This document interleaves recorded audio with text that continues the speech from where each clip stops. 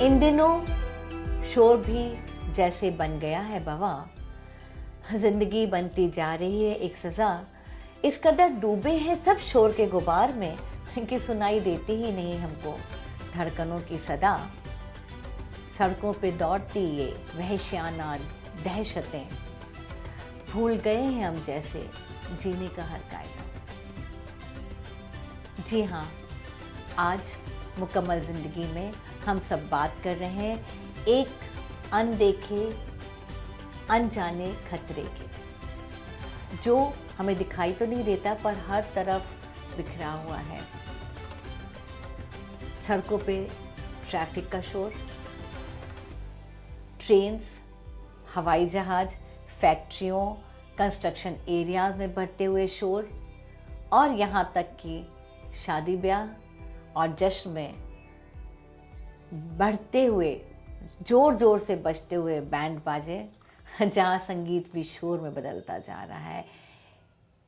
इन सब का असर हमारे शारीरिक ही नहीं, हमारे मानसिक और हमारे भावनात्मक स्वास्थ्य पे भी किस तरह से इसका असर पड़ रहा है, ये सच में एक गंभीर विषय है।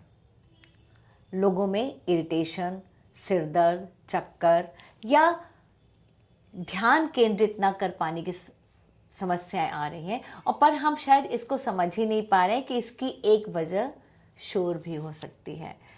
जनाब, क्या ज़मीं, क्या आसमां, इवन समुद्र के नीचे मछलियों को भी हमने जीने नहीं दिया है।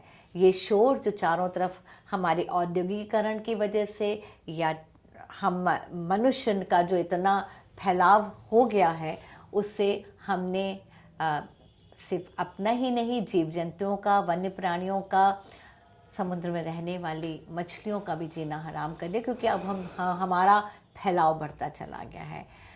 तो ये इस पूरी धरती के लिए ये प्रदूषण एक बहुत खतरनाक है, जो आगे हमारे भविष्य के लिए, हमारी आगे आने वाली पीढ़ियों के लिए एक काफ़ी घातक सिद्ध होगा। तो आज हम इसी विषय पे बात कर रहे हैं। मैं ज्योति सिन्हा, हेल्पिंग आर्ट फाउंडेशन के मुकम्मल जिंदगी कार्यक्रम में आप सभी का स्वागत करती हूँ। इस ध्वनि प्रदूषण के विषय में चर्चा करने के लिए हमारे साथ जुड़ी हैं स्टूडियो में इरा यूनिवर्सिटी की एएनटी डिपार्टमेंट की professor and head doctor Anuja Bhargav, जो असिस्टेंट रजिस्ट्रार भी हैं उस यूनिवर्सिटी के, और इन्होंने साउंड प्रदूषण के लिए बहुत काम किया है, और मैं उनका स्वागत करती हूँ अपने स्टूडियो में कि वो हमें कुछ वैल्यूएबल बातें बताएंगी इससे रिलेटेड। तो मैं सीधे आपसे सवाल पूछना चाहती हूँ कि देखिए, हमेशा साउंड तो एक जो डेसिमल में गिना जाता है, जैसे आप ही ज़्यादा जानते हैं। तो हम जब बोलते हैं, हल्के से विस्पर करते हैं या हल्की सी रस्टलिंग होती है, सरसराहट होती है, तो उसका डेसिमल होता है 20 से 30, और जो एकदम से शोर होता है उसका पहुंच जाता है 120, 110, 120, 130। तो इस पूरे डेसिमल्स के रेंज है हमारे पास इतना बड़ा, इसके बीच में हमारा कहाँ पे जो संगीत भी जो है वो शोर बन जाएगा, या हमारी कोई भी आवाज़ शोर बन जाएगी, वो आप हमें बताएं। कितनी आवाज़ ज़रूरी है? Thank you so much ma'am. सबसे पहले तो मैं अपने सारे व्यूअर्स को ये बताना चाहूँगी कि ये बहुत ही इम्पॉर्टेंट विषय है, क्योंकि हम इससे सिर्फ अपने इस कान के सुनने की क्षमता को ही नहीं कंट्रोल कर सकते, हम घबराहट, हम बेचैनी, हम बहुत सी चीज़ों पे नियंत्रण ला सकते हैं। कान जैसे कि आपको बाहर दिखता है, एक आपको स्ट्रक्चर दिख रहा होता है बाहर, उसके अंदर एक नली होती है, उसके बाद एक पर्दा और 3 छोटी हड्डियाँ। ये जो हड्डियाँ होती हैं, ये हमारे अंदरूनी कान के लिए एक खिड़की की तरह होती हैं। अच्छा। जब हम कुछ बोलते हैं तो वो हड्डियाँ हिलती हैं, और फिर उस खिड़की के द्वारा अंदरूनी कान में वो सनसनाहट पहुँचती है। अच्छा। तो अगर आपने जैसा कहा कि जो डेसिबल्स हैं हमारे 20, 30 या 40 या 50 जो या कंफर्टेबल होता है, कंफर्टेबल है, मान लीजिए हम लोग जैसे इस समय बात कर रहे हैं, तो इस समय वो जो हमारा अंदरूनी कान है, उसमें छोटे छोटे ऐसे कनेक्शन होते हैं जो कि इस लेवल की आवाज़ से डिस्टर्ब नहीं होते। जी। लेकिन जैसे जैसे आप डेसिबल को एक लेवल से बियॉन्ड बढ़ाते जाएंगे, मान लीजिए 80 के बियॉन्ड, तो वो जो कनेक्शंस हैं वो डैमेज होना शुरू हो जाते हैं। मान लीजिए एक बहुत ज़ोर की आवाज़ हुई पटाखे की, तो वो एकदम से डैमेज हो सकता है।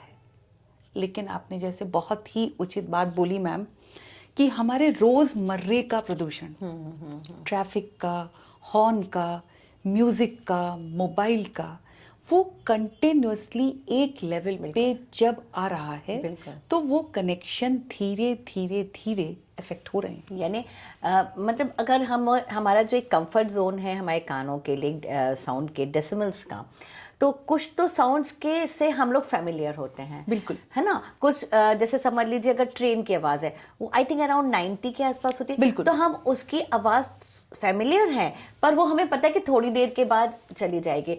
और ऐसे ही अगर सपोज घरों में घास काटने वाली मशीनें हैं या दूसरी मशीनें हैं, वो भी आई थिंक 90 के आसपास, 90 100 के पास, पर वो भी आवाज़ अगर कंटिन्यूस बजती है, कंटिन्यूस चलती रहती है, तो वो आपके लिए बहुत, जैसे कोई ड्रिलिंग हो रही है लगातार, थोड़ी देर तो आप उसको सहन करते हैं, ठीक लगता है, मगर उसके बाद लगातार वो आवाज़ आपकी इतनी हाई डेसिमल पे, यानी आप जैसे कह रहे हैं कि 80-90 के ऊपर के जो भी डेसिमल है वो शोर हो जाता है और वो बहुत तकलीफदायक है। मतलब आपके एक ऐसी आवाज़ जो आपके असहज कर दे, आपको जी बेचैन कर वो दे, बेचैन कर दे, तो वो ठीक नहीं है हमारे। बिल्कुल जी। तो आप मैं तो रोज़ देखती हूँ कि सड़कों पे लोग ज़बरदस्ती हॉर्न बजाते हैं, ज़रूरत हो चाहे ना। हॉर्न का, सायरन का कितना होता होगा डेसिमल, आप समझिए, 100 के ऊपर, 100 के ऊपर, 120, बिल्कुल, है ना।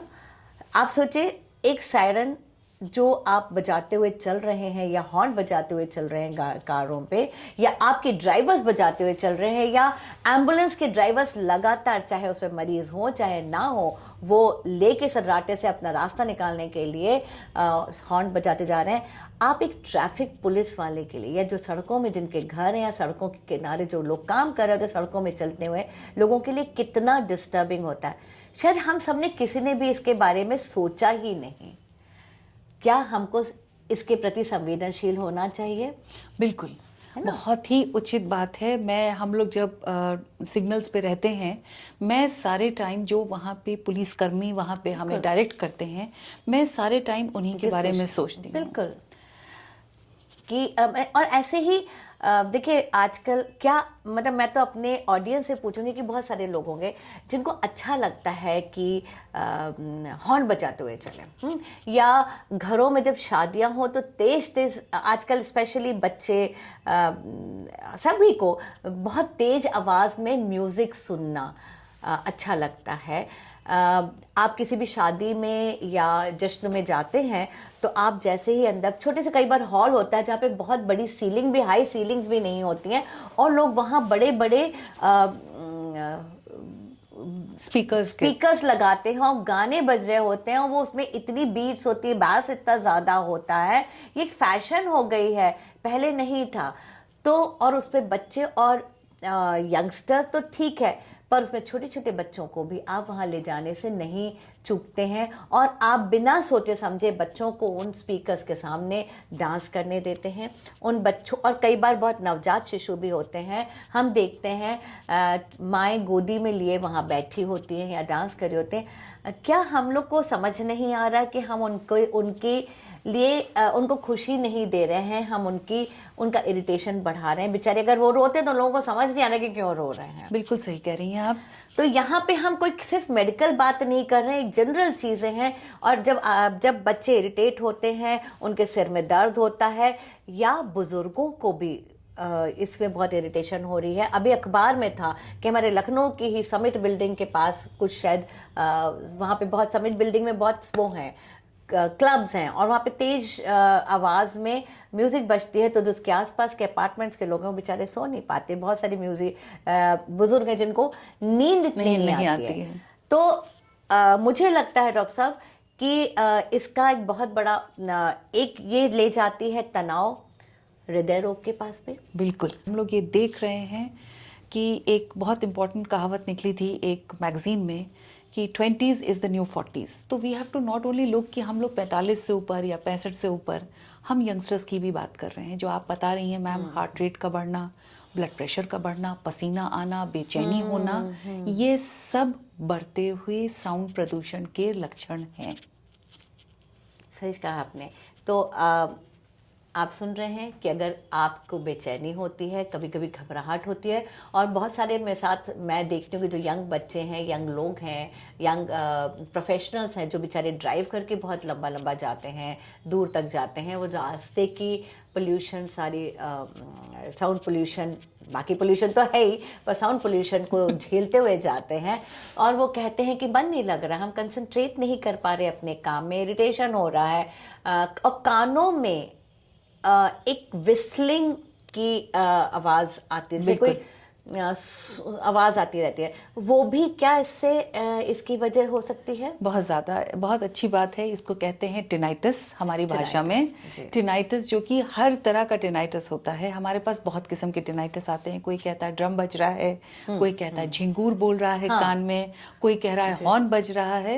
ये एक्चुअली संकेत है कि आपकी नस कमज़ोर पड़ रही है। अगर आपको ऐसी आवाज़ें सुनाई दे रही हैं तो इसके लिए अपने नज़दीकी नाक कान गले विशेषज्ञ को संपर्क करें और सुनने की जांच जल्द से जल्द कराएं। वाह, देखिए ये बिल्कुल बहुत अच्छी पॉइंट की, क्योंकि ये जनरल सी बात है।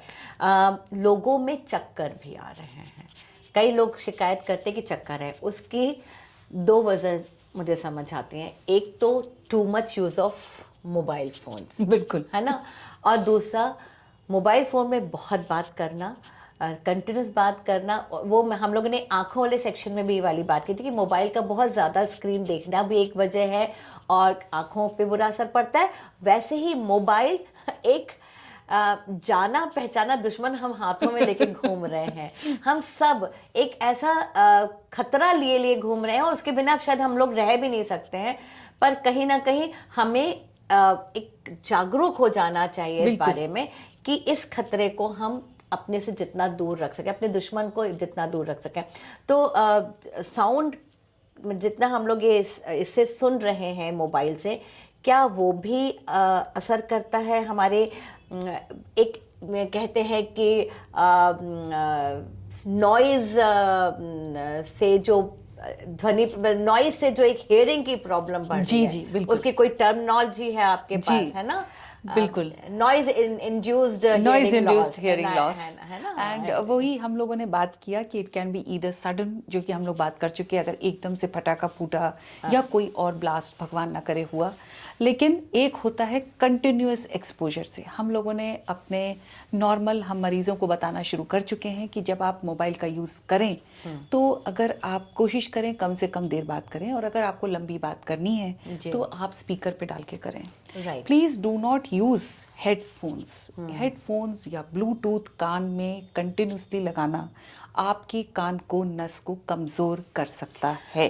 पर भाई वो तो स्टेटस सिंबल हो गया है आजकल, और एक यंगस्टर में एक फैशन स्टेटमेंट है कि हम कंटिन्यूस लगा के घूम रहे हैं, चाहे वॉक कर रहे हैं, चाहे हम जॉगिंग कर रहे हैं, चाहे हम सड़कों में जा रहे हैं। हमारा कितना डिस्ट्रैक्शन होता है, और हम फिर दूसरी कोई आवाज़ नहीं सुन पाते हैं। बिल्कुल, एक्सीडेंट्स भी होते हैं, और हियरिंग लॉस तो है ही। तो आप क्या अपील करेंगे अपने? मैं सब लोगों से, हम लोग ये मिल के ये अपील करना चाहते हैं कि मोबाइल हमारी ज़रूरत है बिल्कुल, लेकिन उसका इस्तेमाल उतना करिए जितना ज़रूरत है। कंटिन्यूसली हेडफोन्स लगा के या ब्लूटूथ लगा के बिल्कुल ना रखें, स्पेशली अगर आप गाड़ी चला रहे हैं, 2 व्हीलर या 4 व्हीलर।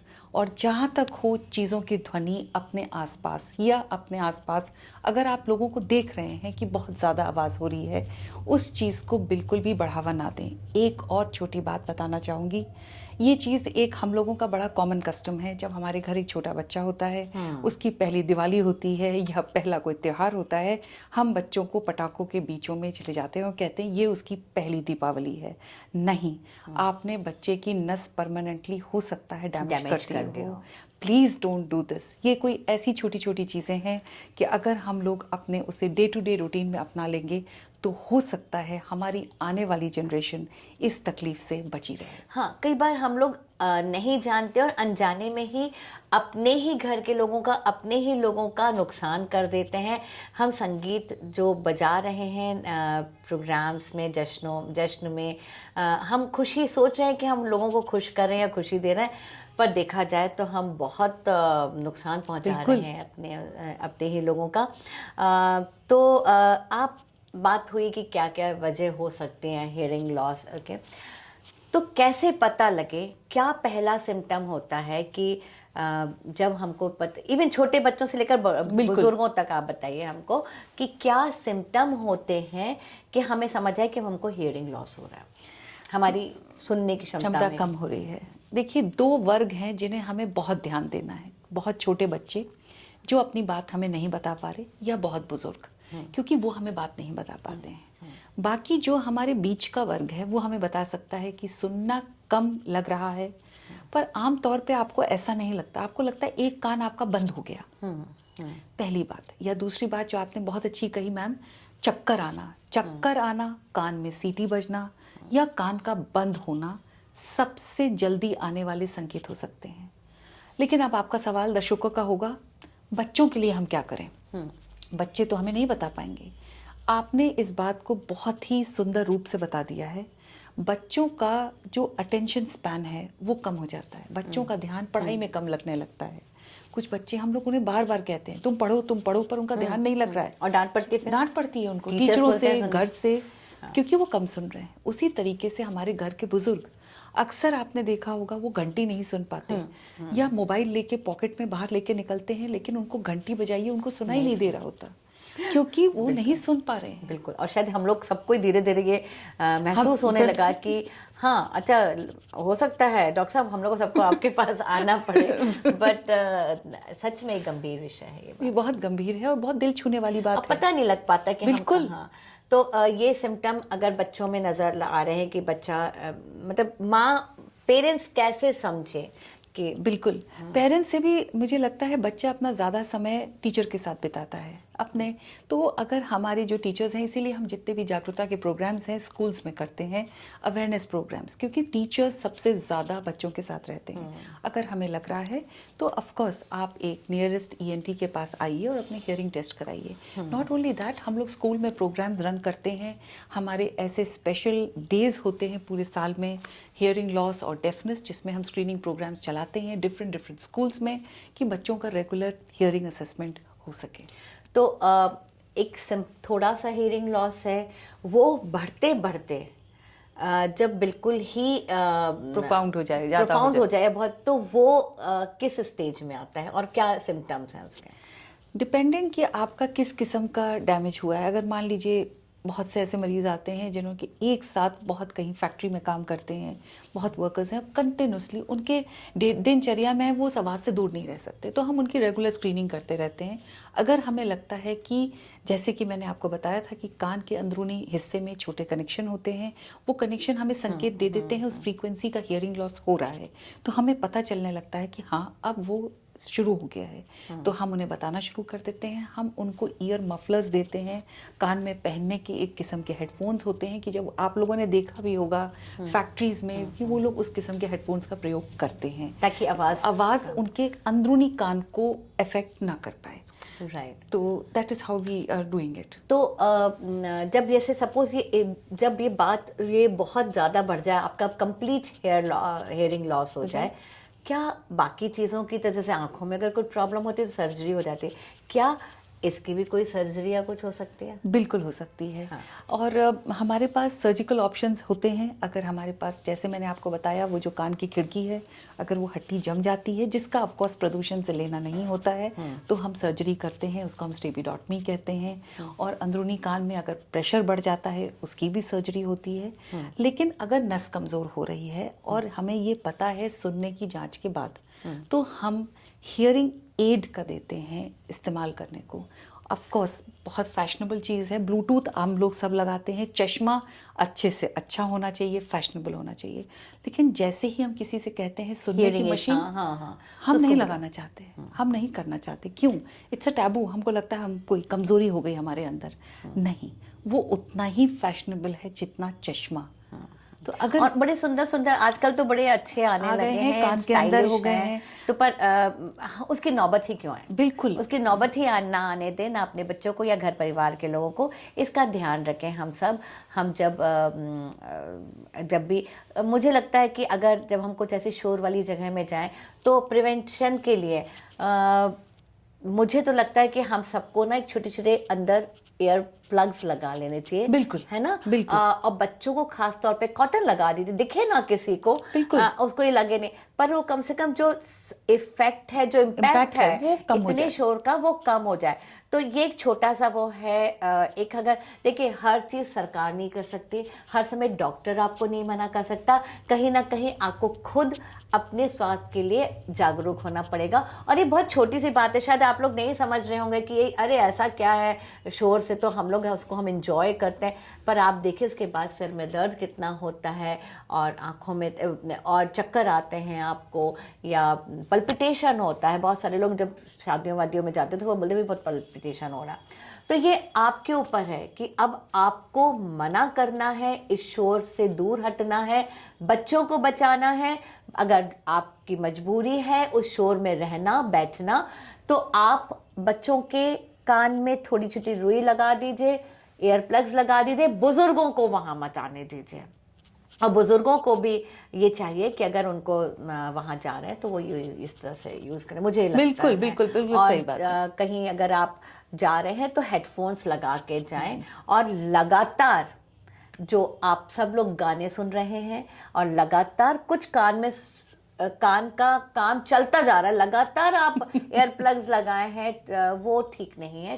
ब्लूटूथ्स लगाएं, वो मुझे लगता है। और ख़ासकर यंगस्टर्स, जो युवा पीढ़ी है, बच्चे भी अब देखा देखी वो सब करने लगे। आपका स्वास्थ्य आपके हाथों में है, तो अगर थोड़ी सी समझदारी कर रख लेंगे तो शायद हमें डॉक्टरों के चक्कर में नहीं पड़ना पड़ेगा, मुझे लगता है। और हमारी हेल्पिंग हार्ट फाउंडेशन का ये एक ध्येय है, लक्ष्य है कि हम ज़्यादा से ज़्यादा लोगों को, समाज को स्वास्थ्य के प्रति जागरूक बनाएं और स्वस्थ रहने की सलाह देते हैं। खुश रहें और सब में खुशियां बांटें। वो तब संभव है जब हम खुद स्वस्थ रहेंगे। आपको क्या लगता है? आप कुछ बोलना चाहेंगे? बिल्कुल, thank you so much ma'am. आपने बिल्कुल मैसेज बिल्कुल बता दिया है कि ये हमारी आने वाली पीढ़ी के लिए है, क्योंकि आप लोग अपने कान को बिल्कुल जैसे दिल धड़कता रहता है वैसे ही आपका कान काम करता रहता है। उसको बचा के रखें जिससे वो आपके साथ रहे और आप अपनों की और अपनी आवाज़ हमेशा सुन सकें। शुक्रिया, बहुत बहुत शुक्रिया। बहुत अच्छी बातें आपने बताई, और हम लोग फिर ऐसे ही कुछ जानकारियाँ लेके, जो शायद बहुत आपको ज़रूरी ना लगें पर सच में वो बहुत महत्वपूर्ण है, आप उसको अनदेखा ना करें। जुड़े रहिए हमारे चैनल से, सब्सक्राइब कर लेंगे तो हमारे हर कार्यक्रम आपके पास तुरंत पहुंचेंगे। बहुत नमस्कार।